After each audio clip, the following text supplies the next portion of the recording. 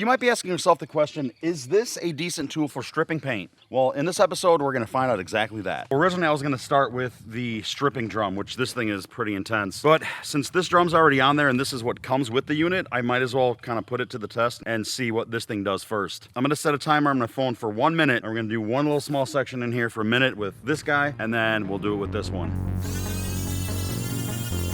So this is about a minute in. The metal is a little warm, nothing too crazy. This is with the drum that comes with the unit.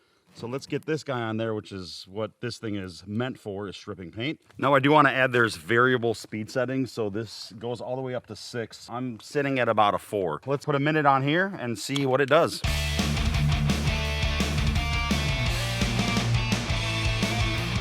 This is about a minute and 7 seconds in. I got this whole area knocked down and even started working on the area from before. It's down to bare metal. It's not super hot. It did profile the metal a little bit. I am probably being a little bit rough on it. Plus, it's a brand new drum, so I'm sure once these wear, they become a little bit softer. So first impression, I would say it works good, besides the whole profiling thing, but that's probably on me. Let's see what we can do in 20 minutes. I'm gonna set the timer and we'll do a little time lapse and see how much of this roof we can actually strip down.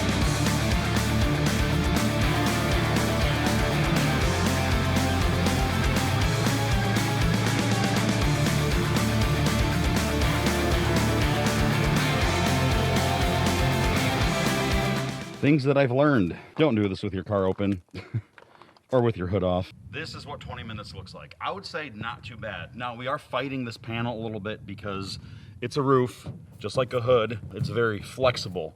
So I was having a lot of issues in this area because the tool is pretty heavy and you have to dig it into the paint a little bit. So I had a lot easier time on areas that had more structure to them. So maybe I can get a little bit more removed there. Maybe I'll work a little bit here.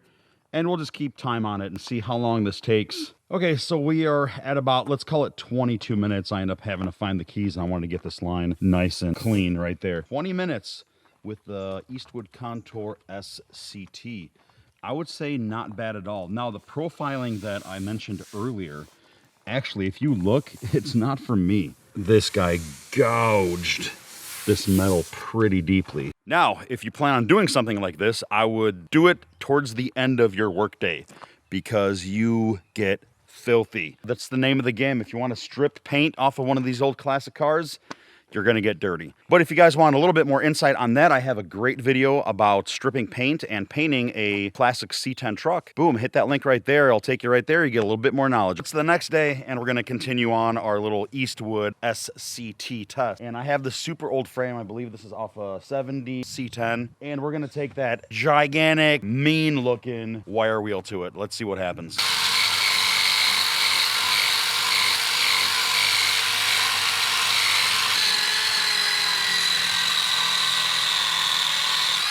Oh, that's pretty amazing.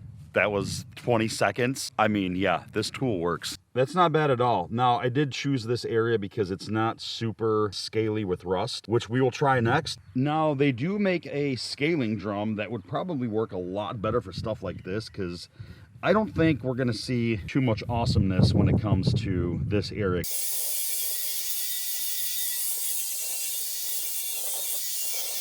Well, it basically did what I kind of expected to happen, where it's just gonna kind of smooth it out, but it's not gonna take the scale away. All right, so the next test we're gonna do, we're gonna take that big old drum and we're gonna see how well it does on this plastic fender on my 98. I'm just kidding. That would just eat a hole right through it. I'll tell you this much. I am really enjoying this tool. See, this is why I'm doing this. There's been some very angry cats fighting on this car. That's why the trunk lid already got sanded down. And here's another area. That's why the roof's getting sanded down too. I'm guessing this was just improper metal work.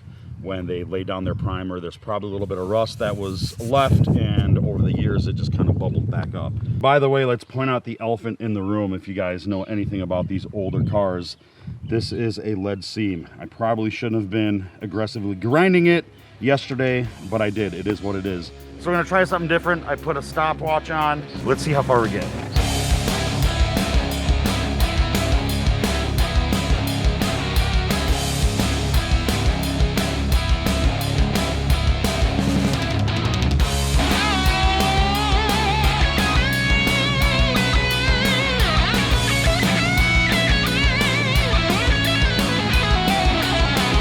bad for 25 minutes. And I went pretty far down too. Here's a couple things that I'm gonna point out. One, stay away from stuff like this. Just like any other abrasive, it's going to cut it up. I avoided these areas as much as I could. There's another spot.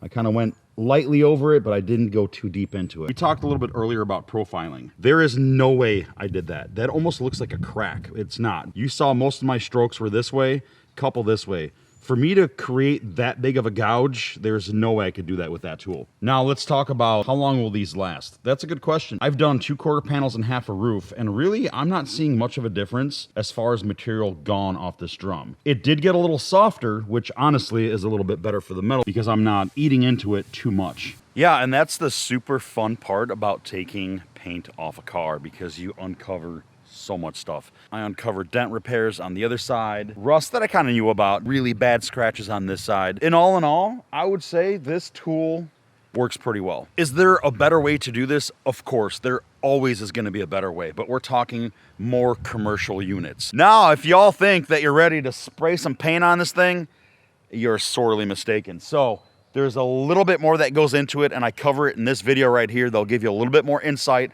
on the stripping process and proper paint application so that rust doesn't come back. All right, I will see you guys in the next one.